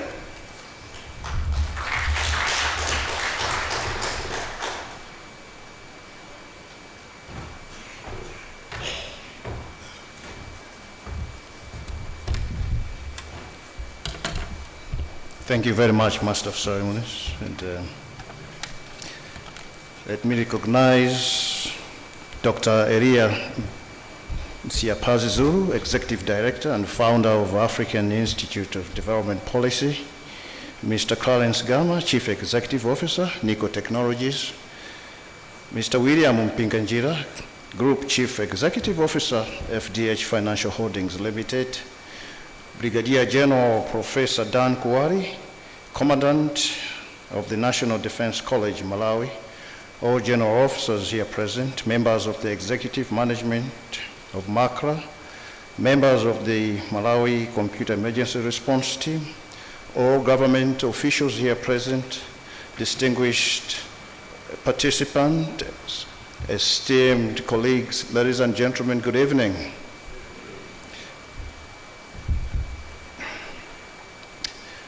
As we near the conclusion of this significant symposium, I wish to pause and contemplate the profound discussions, invaluable insights, and spirit of collaboration that have characterized our time together. I personally observed the extensive and diverse dialogues that took place during this assembly. The words of Tim Berners-Lee, the pioneer of the World Wide Web, remains pertinent. Technology is a mere instrument, while individuals are the arbiters of how the instrument is wielded. Distinguished guests, ladies and gentlemen, throughout this gathering, we have underscored the pivotal role that emerging technologies can play in shaping the future of Malawi, from revolutionizing agriculture to transformative healthcare, agriculture and education.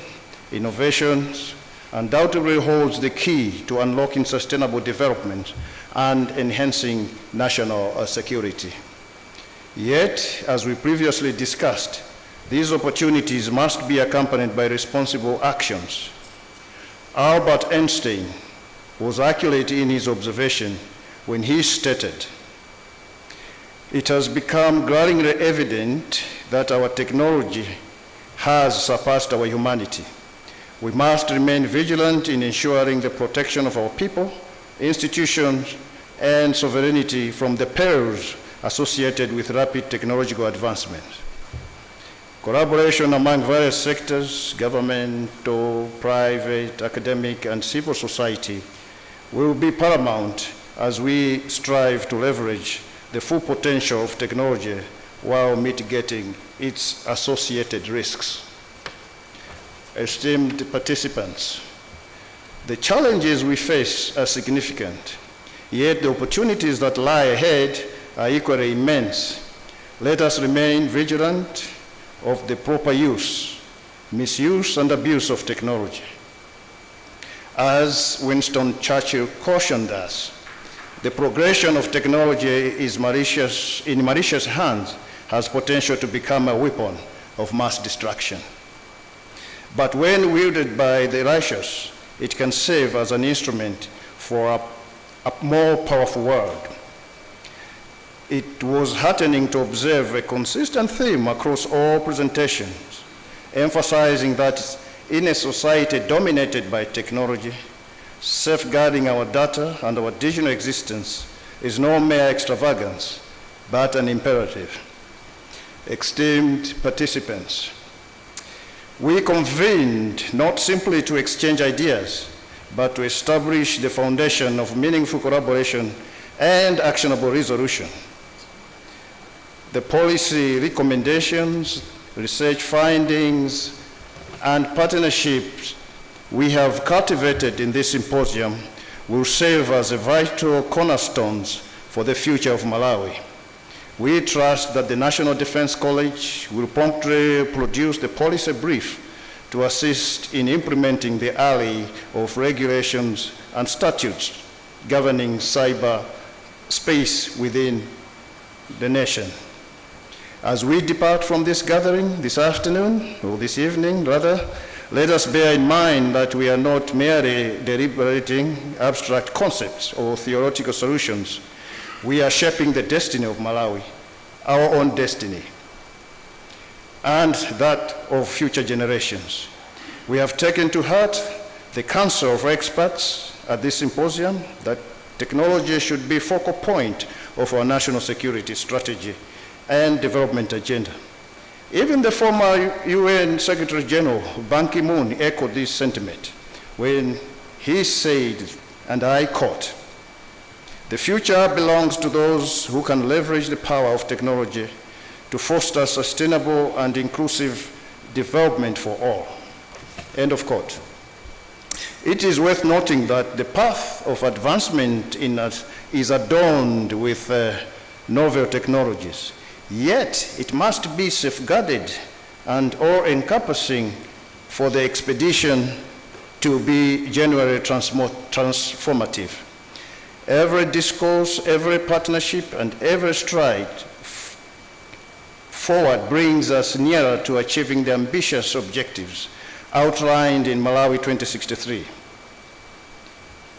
In his words, Bill Gates, "Our tech task is not solely to innovate, but to ensure that innovation serves all individuals, is secure, and is utilized to nurture peace and prosperity." Themba Kalua established the precedent. If not at present, then at what juncture? If not you, then who? We are all visionaries of the future, molding and destiny with every choice we make. Bear in mind, we hesitate, we forfeit. Ladies and gentlemen, I wish to express my heartfelt appreciation to all our esteemed speakers, panelists, and participants, some of whom have undertaken extensive journeys at their own expense. Our expertise, unwavering dedication, and steadfast commitment to the progress of Malawi development and security are undeniably remarkable. A special acknowledgement is extended to our collaborators, including the Malawi Communication Regulatory Authority, MACRA, Malawi SET, FDH, Financial Holdings Limited, AFIDEP, Nico Technologies, and all the entities that have contributed to the success of this event. Let us proceed with a revitalized sense of purpose and immediacy. Let us embrace innovation and technology as the drivers of transformation, while also recognizing that it is our collective duty to steer and regulate their utilization for the welfare of all Malawians. Once again, I express my gratitude for your dedication, your invariable contributions, and your unwavering commitment to the advancement and safeguarding of our nation. I extend my heartfelt wishes for a prosperous and fruitful journey ahead for each and every one of you. Thank you. Let us continue to collaborate efforts towards a more promising future for Malawi. Thank you very much for your attention. May God bless you all, and may God bless our nation. Thank you.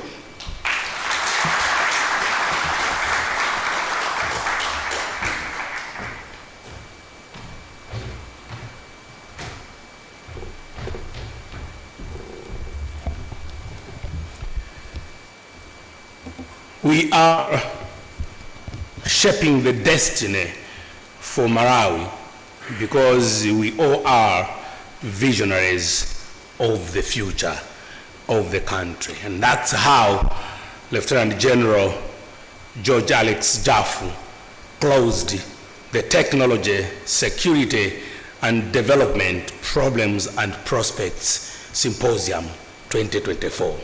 Another round of applause for Deputy Commander, and thank you so much to each one of you for being such a wonderful audience. Thanks have already been expressed to all the partners that made sure that we were here for the past 2 days. I think they've not been wasted days. They are days that have reshaped the visionaries of Malawi. And this is why at this particular moment I wouldn't do much, but probably to request Commissioner Tsiga for a word of prayer. Thank you so much.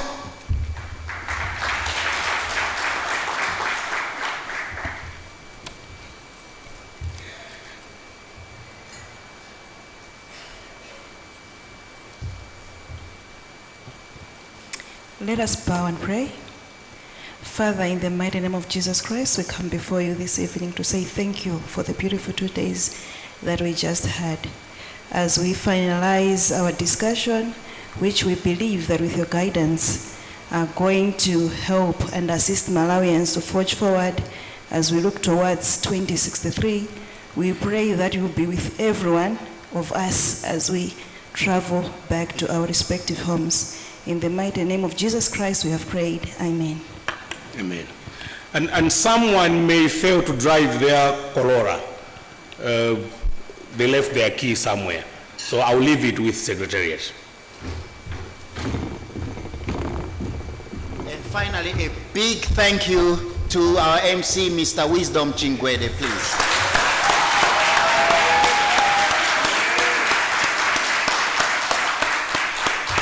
Thank you, thank you. Safe travels.